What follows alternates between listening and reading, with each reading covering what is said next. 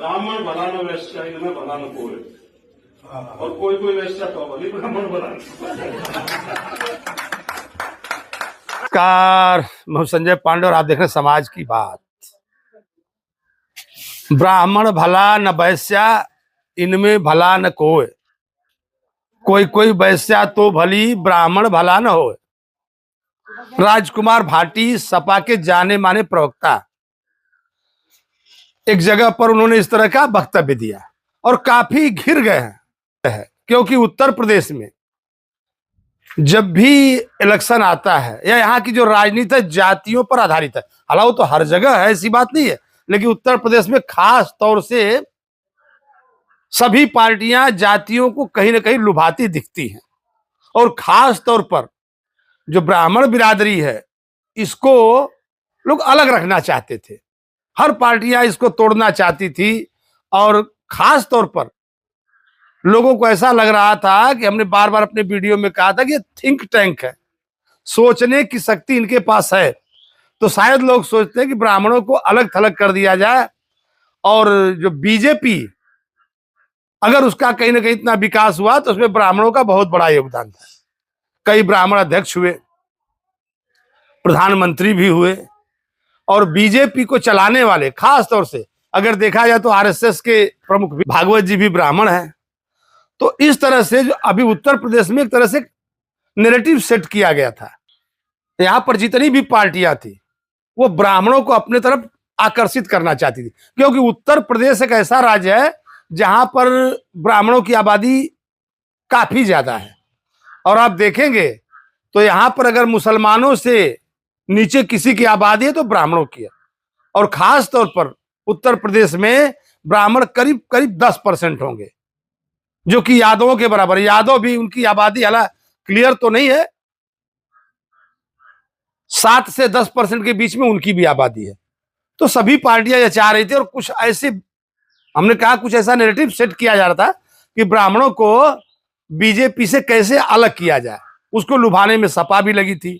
मायावती का भी कहना था कि नहीं, ब्राह्मणों के साथ अन्याय हो रहा है इस सरकार में, वो हमारे साथ आए। देखिए अलंकार अग्निहोत्री है, उन्होंने ब्राह्मणों के नाम पर पार्टी ही बना ली। तो लोग काफी कुछ इस जुगाड़ में लगे हुए थे कि बीजेपी से ब्राह्मणों को दूर किया जाए, और काफी हद तक कई ऐसी बातें हो रही थी जिससे लोग ये प्रचारित कर रहे थे कि नहीं, जो ब्राह्मण है वो बीजेपी से नाराज है। बात हो रही थी राजकुमार भाटी की। जब वो कह रहे थे तो उनका कहना था कि नहीं, मुहावरा बना हुआ था, ऐसी एक तरह से उसको भोजपुरी में कहा जाए तो कवित्त कहते हैं, कवित्त, तमाम इस तरह की कवित्त बनी हुई है। और जातियों के जो काम थे उनको लेकर के, उनके आधार पर इस तरह की तमाम बातें थी। वो कह रहे थे कि नहीं, गुर्जर, यादव, कंजर, बिल्ली, बंदर, इस तरह से उनका तमाम कहावत है कि अगर ये जातियां नहीं होती तो लोग बड़े आराम से खुला किवाड़ करके सो सकते थे। और भोजपुरी में भी ऐसी कई कविता है जातियों को लेकर के। कई कई लोग कहते हैं कि भर भूमिहार, अहीर के जना, भरोसे के नहीं तीनों जना, इस तरह की तमाम ऐसी तमाम कहावतें जातियों को लेकर के हमारे यहाँ फैली हुई थी। खैर जो भी था, लेकिन अब समय बदल चुका था, इसकी चर्चा भी नहीं हो रही थी। तो लेकिन आखिर राजकुमार भाटी ने जो उनके बता रहे थे कि जदयू के कोई सांसद थे, जितने भी वहां का पूरा लेफ्टिस्ट गैंग था वो वहां पर जमा हुआ था और इस तरह का आयोजन कर रहा था जिसपे इन कहावतों की जबकि इसकी कोई अब जरूरत नहीं रही समाज में। अब लोग भूल चुके हैं कि क्या कहावत किस जाति को लेकर के थी, क्या थी। अब वो बातें अब बेमानी साबित हो चुकी है। लेकिन वैसे ही जैसे मनुस्मृति वाली बात है कि आज मनुस्मृति जला दीजिए, मनुस्मृति के बारे में बात कीजिए, ब्राह्मणों के बारे में बात कीजिए, सनातन के बारे में बात कीजिए। तो इस तरह की बात की जरूरत क्या थी राजकुमार भाटी को, या जिस संगठन ने इस तरह का आयोजन किया था, अब क्या जरूरत थी? अब कहां लोग किसी जाति की बात करते हैं या उस मुहावरे को करते हैं। न तो वो जमाना रहा, न वो बात रही, न तो अब कोई ऐसी बिरादरी रही जो खेत खलिहान में चोरी करती रही या कुछ करते। अब जातियों के हिसाब से तो कोई काम रह नहीं गया। तमाम जातियों के लोग एक दूसरे जात के काम करने लगे। अब वो सब बातें बीत गई, तो क्यों क्या जानबूझ करके राजकुमार भाटी या उनका जो वो जो संगठन था जानबूझ करके इस तरह की बात किया? और इसको लेकर के सपा काफी बैक फुट पर है। और राजकुमार भाटी, सुनिए मैं बता रहा हूं किस तरह से वो माफी मांग रहे हैं, हाथ जोड़ करके गिड़गिड़ा रहे हैं। क्यों? हो सकता है कि सपा मुखिया की तरफ से उनको डांट लगी हो कि आपने हमारा बना बनाया खेल बिगाड़ दिया, हम तो बीजेपी से कुछ ब्राह्मणों को तोड़कर अपने तरफ कर रहे थे और आपने एक छोटा सा बयान देकर के इस तरह की बात बिगाड़ दी। ब्राह्मणों के बारे में अपशब्द बोले हैं। सबसे पहले तो मैं बिना शर्त, बिना इफ एंड बट के, बिना लाग लपेट के, अगर मेरे इन शब्दों से किसी ब्राह्मण भाई को बुरा लगा है, उनके दिल को आघात पहुंचा है, उनका दिल दुखा है, तो मैं बिना शर्त माफ़ी मांगता हूं। मैं उनसे कृतज्ञ होकर हाथ जोड़ के माफ़ी मांगता हूं कि तो अब राजकुमार भाटी तमाम इस तरह की बातें कर रहे हैं और बीजेपी के प्रवक्ता काफी हमलावर हैं। सलभमणि त्रिपाठी वगैरह बीजेपी के प्रवक्ता है, उनका कहना है कि नहीं अब उनको मौका मिल गया। वो कह रहे हैं कि नहीं, इन तो सनातन के बारे में बोलते हैं, ब्राह्मणों के बारे में बोलते हैं, सवर्णों के बारे में ये बात करते हैं, और ये बात अगर कहीं नहीं करते तो मुसलमानों के बारे में। उनका कहना था कि इनको हिंदू धर्म में तमाम बुराइयां दिखती है, सब कुछ दिखता है, यहाँ के बारे में कुछ भी कमेंट कर जाते हैं, लेकिन वहां इनकी हिम्मत नहीं पड़ती कि उनके बारे में ये कुछ बोल दें। अब बेचारे राजकुमार भाटी बड़े तेज तर्रार प्रवक्ता सपा के बिल्कुल बैक फुट पर है।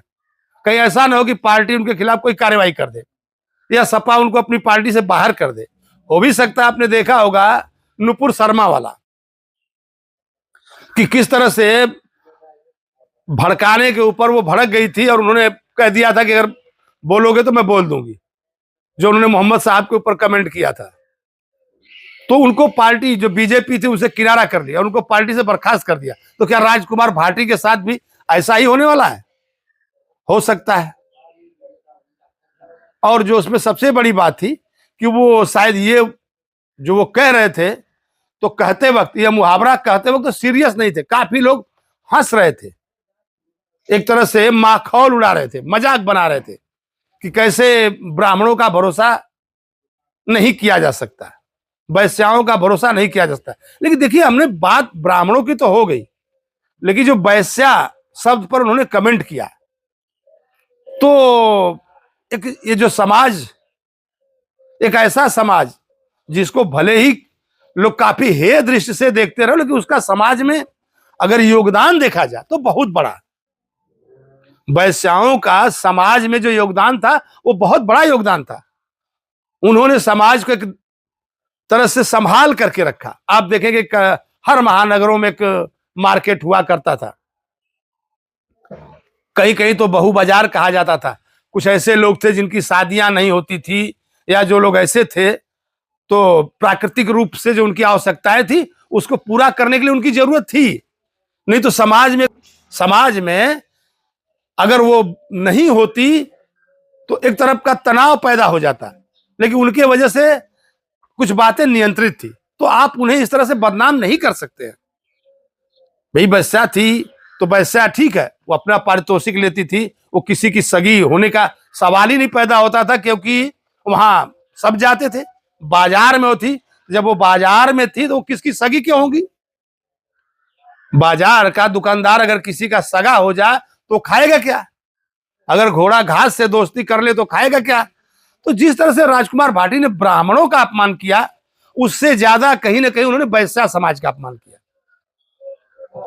जिस तरह से उन्होंने कहा कि नहीं, ब्राह्मण और वैश्या को जोड़ दिया, ये कहीं ना कहीं उनका अपमान ज्यादा हुआ, क्योंकि उनके योगदान को भुलाया नहीं जा सकता। लोगों को आज के दौर में कुछ बातें संभाल कर करनी चाहिए, क्योंकि अगर एक बार कोई शब्द मुंह से निकल गया तो वापस नहीं जा सकता है। तीर है, अगर उससे निकल गया तो वापस नहीं आ सकता, वैसे ही अगर कोई भी शब्द अगर जुबान से निकल चुका है तो फिर वापस नहीं आ सकता।